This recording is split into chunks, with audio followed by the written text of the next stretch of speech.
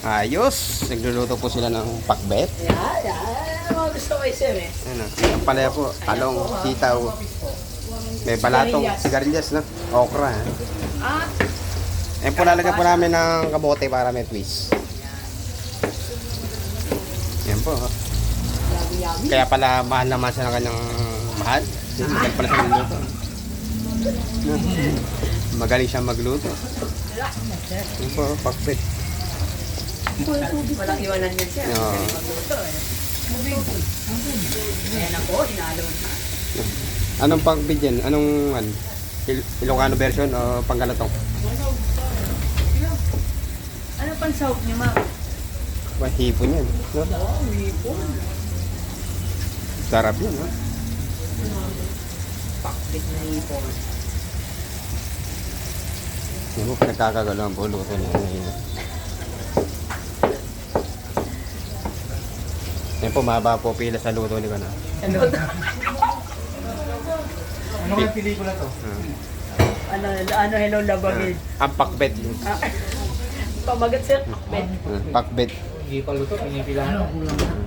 Yan po, ginigisa pa lang po yan, pero pinipilahan na. Natatakam lang po siya. Oo, dyan, mang. Dyan.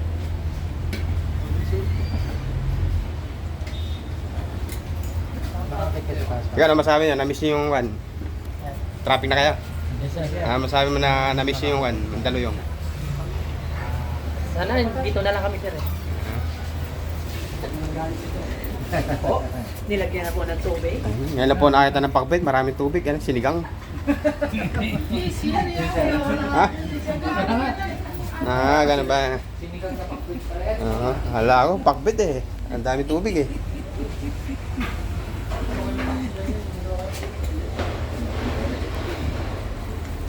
Ano manong Ed, ba't may kamote? Pang-tamis daw. Ba't sobrang daming tubig? Ano? Sisip-sipin ng gulay. Asip-sip pala gulay. Ayan po. Ano yung luto sa inyong gulay? Dinengding, no? Ano yung kaibahan sa dinengding ng pakbet? Bagoong, no? Ang dinding sir, ang alam ko, may sabaw yun ng konti. Pagpakbet, Tiyo. tuyo. Hindi, may sabaw din yung pakbit. Sa amin. Sinasabaw din. Ano kaibahan ng pakbet ng Tagalog sa Ilocano? Ano yung kaibahan niya? Yung ano nila sir, yung ginagamit na Panluto. dito. Hindi, ang tawag sa amin yan, halibaybay sa inyo. Bagoong. Anchovy. Ang ginagamit nila sir ano eh. Yung bagong alaman. Hindi, ano wala sa pakbet na meron sa dinengding? Na gulay. Agulay. Yung ano sir. May dahon yun, di ba? Oo sir. Oh, yung pwede kangkong dun sir, pwedeng talbos ng kamote. Basta may dahon. Eh, ang dininding, talong lang yan. Ano to? Yung ampalaya, okra.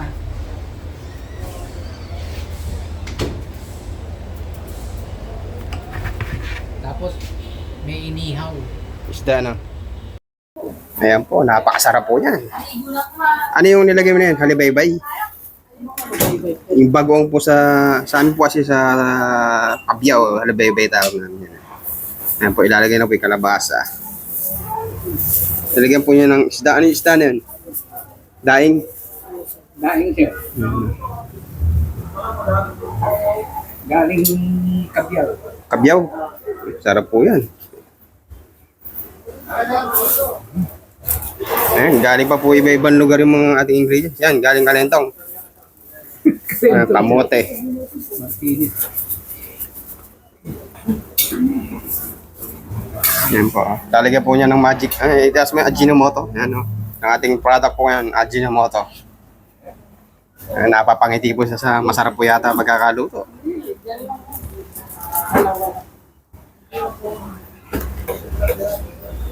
Yan, medyo may art pa po yung kanyang paghalo.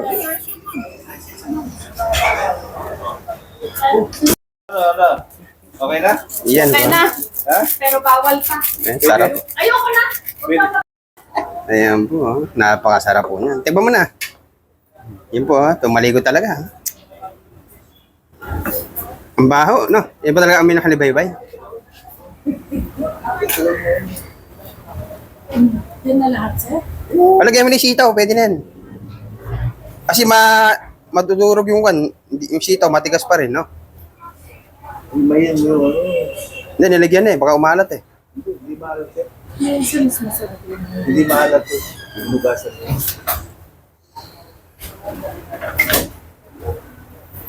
Healthy muna tayo. Healthy living muna. Healthy living. Papawi ba? Papawi ba? Kapag po wala na kayo may content, dito kayo pupunta kay Deber. Yun. Pagkain naman po ate, i-content. Ano na sabong mo? Ano kasabihan ng polis pagka wala na may content? Ano yan? Ha? Luto, ano yan sir? Lutong panggalatok? Oh, yan, tinatanong ko, ano yung kaibahan ng luto ng Ilocano sa Panggalatok eh. Yan, lagay mo na yan. Napakarami pong gulay, oh. Gulay pampahaba ng buhay. Ayan. Healthy living muna. Kaya di siya iniwan ng kanyang mahal eh. No? Masarap pala magluto to. Oh. Ano pa ng batch niyo? Ano? Masib kala, sir. Shoutout po sa buong Masib Talas. Taga Tarawan. Lagyan mo. Pero kung sabang. Lagyan mo sa loob.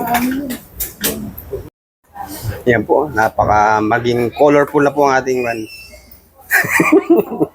pakbet.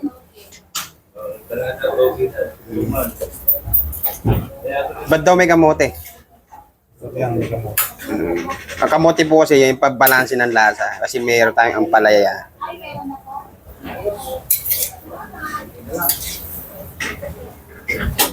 Kaya kanin, sir.